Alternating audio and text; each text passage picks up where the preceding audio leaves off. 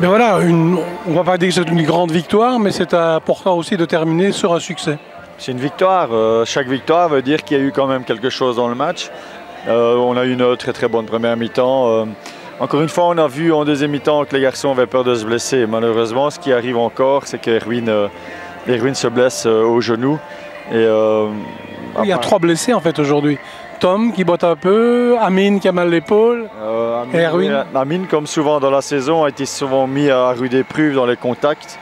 C'est un garçon très technique et évidemment, il encaisse les chocs. Et aujourd'hui, il a pris un choc où au niveau des côtes, voilà. Je veux dire qu'il ne pouvait pas continuer, donc j'espère qu'on va pouvoir le retaper pour le week-end prochain. Et Tom et Erwin? Tom, petite surcharge aux adducteurs avec ce terrain synthétique, il ressentait un peu plus ses adducteurs, donc c'est bilatéral, c'est les deux, donc automatiquement on sait que c'est une surcharge de travail. Si c'était que d'un côté, là c'est plus embêtant.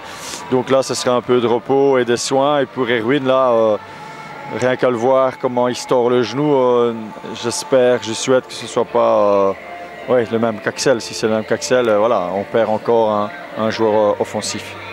Et le tour final qui se profile à l'horizon, c'est un peu embêtant.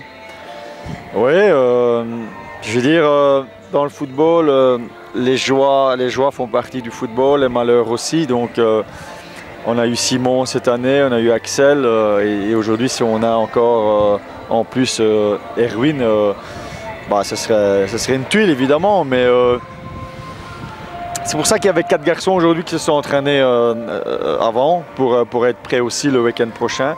Ça peut aller très vite avec les suspensions qu'on risque d'avoir aussi. Mais c'est vrai que le cas d'Erwin est embêtant. T'empêche que le tour final, on va le jouer pour le gagner évidemment. Je pense qu'il faudra certainement un petit peu de chance dans ce tour final. Mais je pense que la chance, il faut aussi la forcer. Maintenant, c'est sûr que l'état d'esprit de ces 2 dernières semaines était positif, tout en sachant que les garçons, la semaine passée, même en deuxième mi-temps, craignaient aussi une blessure sur un terrain compliqué à eux.